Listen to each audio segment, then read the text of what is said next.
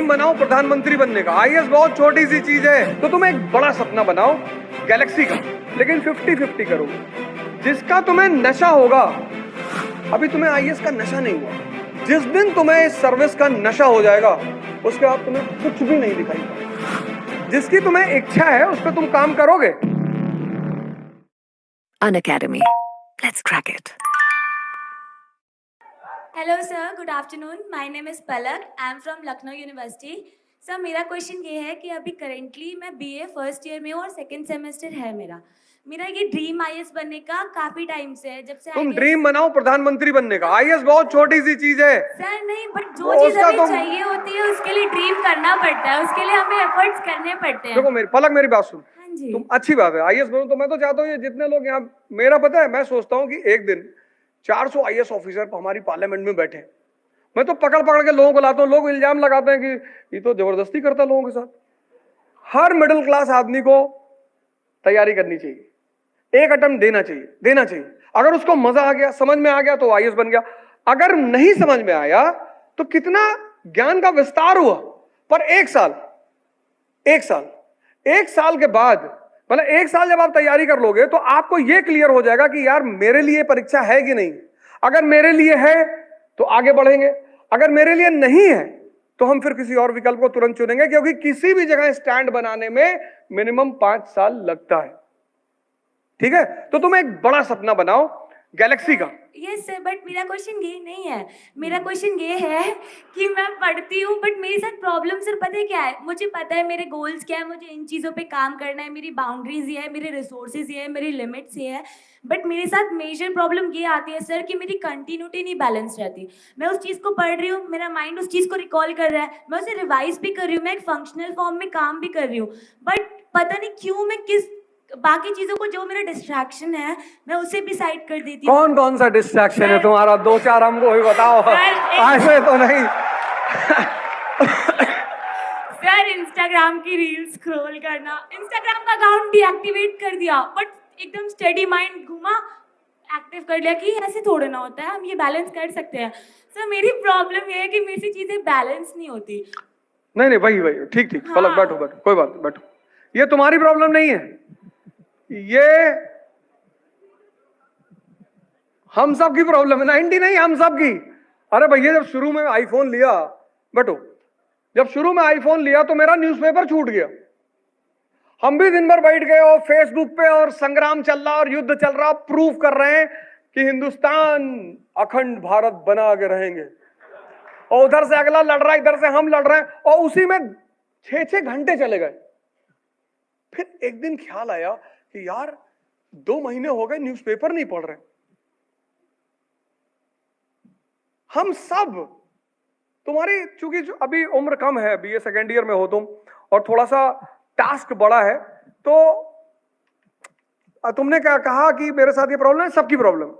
जब भी किसी व्यक्ति को 2 चीजें होती हैं, सुन लेना, एक होती इच्छा, एक होता है नशा। जिसकी तुम्हें इच्छा है उस पर तुम काम करोगे, लेकिन 50-50 करोगे। जिसका तुम्हें नशा होगा, अभी तुम्हें आईएएस का नशा नहीं हुआ, जिस दिन तुम्हें इस सर्विस का नशा हो जाएगा उसके बाद तुम्हें कुछ भी नहीं दिखाई पड़ेगा। और नशा ऐसे होगा, भैया इनको दे दो, ये पूछ ले, यहाँ कुछ पूछ रहे थे।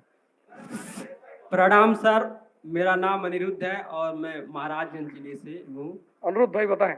सर प्रॉब्लम ये है कि मेडिवल हिस्ट्री में सर इतने पात्र हैं कि हटा दिया मोदी जी ने, हटा दिया, पात्र खत्म हो गए, कोई चिंता ही नहीं। एक सेकंड सर, यही अनिरुद्ध तुम्हारी एप्लीकेशन पे हटाया गया है कि यूपीएससी के लड़के कह रहे हैं कि इतने पात्र हैं कि इसको आगे मोदी जी ने कहा यूपीएससी के छात्र के हितों के लिए मेडिवल इंडिया के बड़े हिस्सों को हटा दिया गया। देखो ऐसे अच्छा फिर सर मैं जानना चाह रहा हूँ कि अभी तो यूपीएससी में पार्ट है बचा। अच्छा बचा है। उस सब्जेक्ट को सर कमांड करना मुश्किल होता है थोड़ा। अब नहीं, क्रिएटिव हमारी बात, वो कोल्ड वॉर से ही बात तो शुरू हुई, तुम उसको क्रिएटिव करो यार, अपना एक उसमें तरीका डालो। जैसे मेडिवल हिस्ट्री में इतने पात्र हो गए हैं सर कि उनके विषय में जानकारी मतलब जुटा पाना और कनेक्ट कर पाना मुश्किल हो जाता है सर। मुश्किल नहीं, ध्यान कहीं और भी लगा रहे हो, खैर मैं पूछूंगा नहीं नहीं सर, ऐसा नहीं है, लेकिन कोई बात नहीं।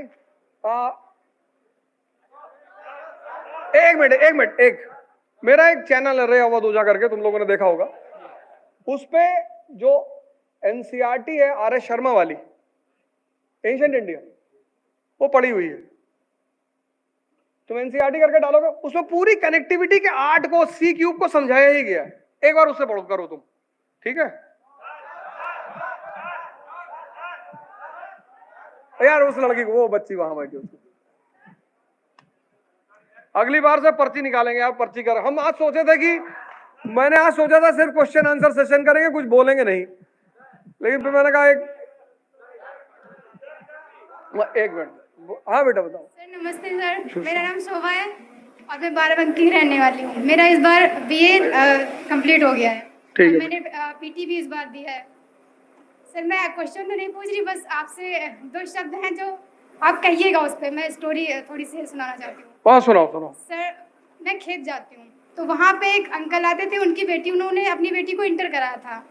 उसके बाद उनसे थोड़ी बात हुई, वो पेड़ है उसके नीचे सब लोग बैठते थे, तो हम लोग भी बैठे थे। तो अपनी बेटी से हमने पूछा, उन्होंने कहा कि हम अपनी बेटी को नहीं पढ़ा रहे हैं। तो हमने कहा क्यों? तो बोले क्या करेंगे पढ़ के।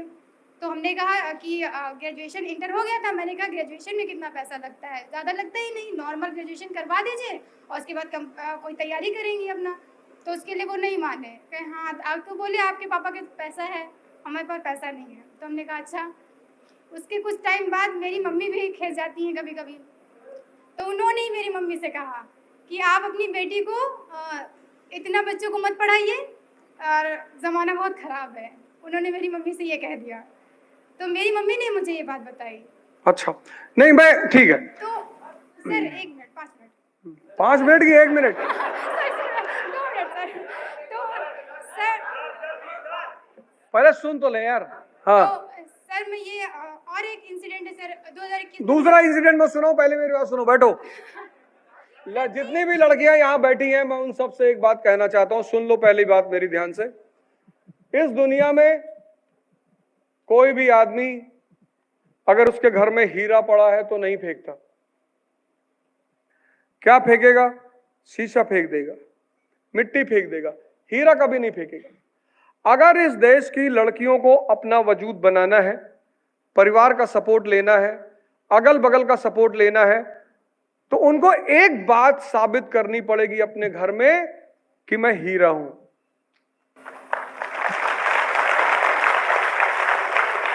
उसकी वजह यह है कि आज भी भारत में पिता के सामने, एक लड़की की पिता के सामने ये चुनौती है कि वो पढ़ चाहे जितना ले, उसका विवाह जरूर करना है। तो जिस दिन इस देश की लड़कियां इस पॉइंट पर उतर आएंगी कि हमारा पिता बाहर कहीं भी बैठे तो वो जवाब दे सके कि हमारी बेटी ये कर रही है, हमारी बेटी ये कर रही है, तो मुझे नहीं लगता कि कोई बाप अपनी बेटी को पढ़ाने से इनकार करे।